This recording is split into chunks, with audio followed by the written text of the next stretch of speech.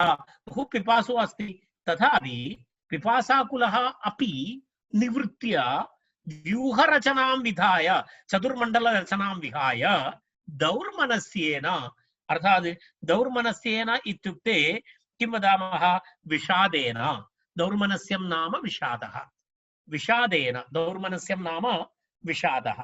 विषादेन किं करोति, विषादेन अत्र किं करोति, वटतले स्थितः, अर्थात् वटवृक्षस्य पार्श्वे उपविष्टः, तले उपविष्टः।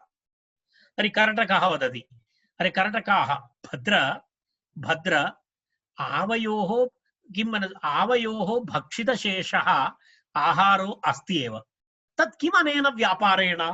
एकः अपरं कर्णकः दमनकं प्रति वदति, हे भवान् किमर्थम् अधिकं चिन्तयति भोः, ते यत्किमपि खादन्ति, तेषां यत्किमपि अवशिष्यते तद् अस्माकं तु खादनाय प्राप्नोति एव, तर्हि भवान् वृथा किमर्थम् अधिकं चिन्तयति इति एकः शृगालः अपरं शृगालं प्रति वदति। पश्यतु, आवयोः भक्षितशेषः आहारः अस्ति एव, अस्माकं कृते तत्र भक्षितशेषः आहारः तु तत्र अस्ति एव, तर्हि अस्माकं किमर्थम् एवं चिन्तनं करणीयम् अस्माभिः, तत् किमर्थम् अनेन व्यापारेण एवम् एतद् इत्यादिकं वयं किमर्थं वयं चिन्तयामः।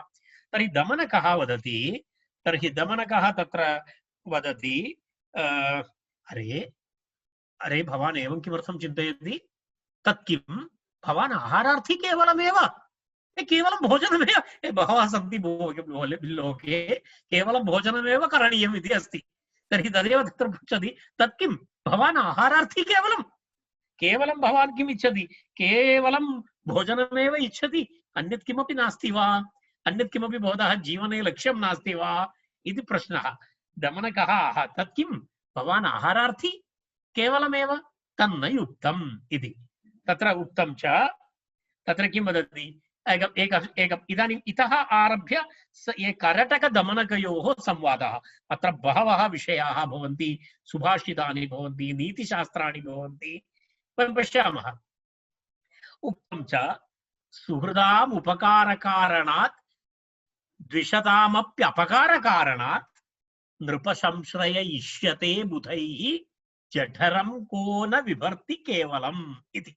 तत्र प्रथमः श्लोकः सुहृदाम् उपकारकारणात् द्विषतामपि अपकारकारणात् नृपसंश्रय इष्यते बुधैः जठरं को वा न बिभर्ति केवलम् इति। अर्थात् तत्र कथमस्ति, बुधैः सुहृदाम् उपकारकारणात् द्विषताम् अपकारकारणात् अपि नृपसंश्रयः इष्यते इति। अरे नृप राजाश्रयं प्राप्तुम् इच्छन्ति सर्वे, तदर्थं किं करणीयं, तत्र वदति मित्रेभ्यः उपकारः करणीयः, शत्रूणां निग्रहणं च करणीयम्। तर्हि किं भवति, एताभ्यां द्वाभ्यां कारणाभ्यां प्राज्ञाः राजाश्रयं प्राप्तुम् इच्छन्ति।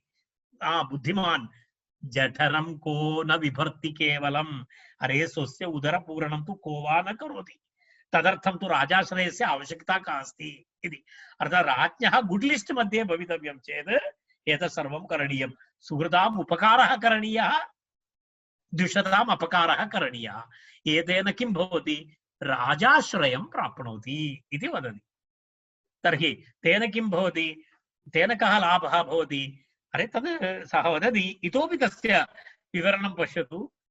यस्मिन् जीवति जीवन्ति बहवः स्वत्र जीवतु वयांसि किं न कुर्वन्ति चञ्च्वा सोदर पूरणम् इति। यस्मिन् जीवति जीवन्ति बहवः स्वत्र जीवतु वयांसि किं न कुर्वन्ति चञ्च्वा सोदर पूरणम् इति। सः वदति तत्र यस्मिन् तत्र एवमस्ति, यस्मिन् जीवति बहवः जीवन्ति सः अत्र जीवन्तु।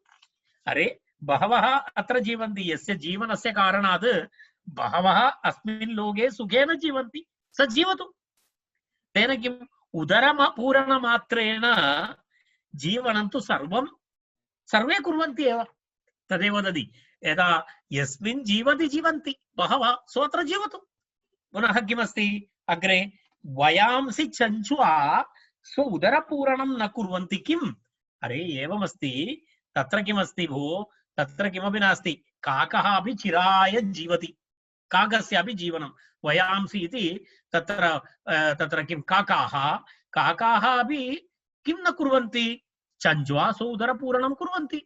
तेषां चञ्चुना उदरपूरणं कुर्वन्ति, जीवन्ति।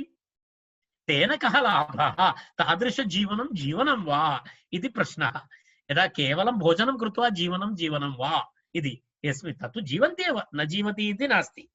तर्हि तेन कोऽपि लाभः नास्ति इत्यर्थः।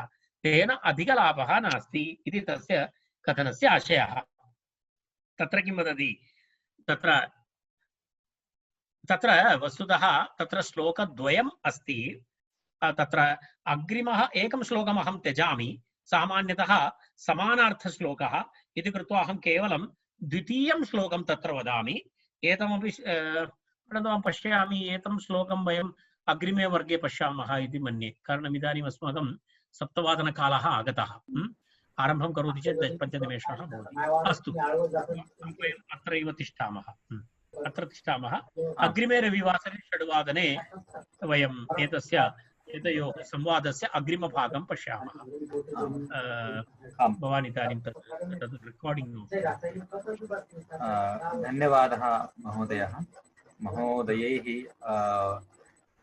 इदानीं बहु उत्तमतया तत् सर्वं पाठितं, स्पष्टीकृतं च। इदानीम् अग्रिमे रविवासरे वयं पुनः अस्मिन्नेव समये अस्मिन्नेव स्थाने पुनर्मिलामः। इदानीम् अहं पुनः प्रार्थनां गायामि। भवन्तः अपि सर्वे गायन्तु, परन्तु म्यूट् एव भवन्तु, नो चेत् सर्वेषां ध्वनिः अत्र भवेत्। एकनिमेषः, तद् भवान् तद् रेकार्डिङ्ग् आफ् करोति वा? एकनिमेषः।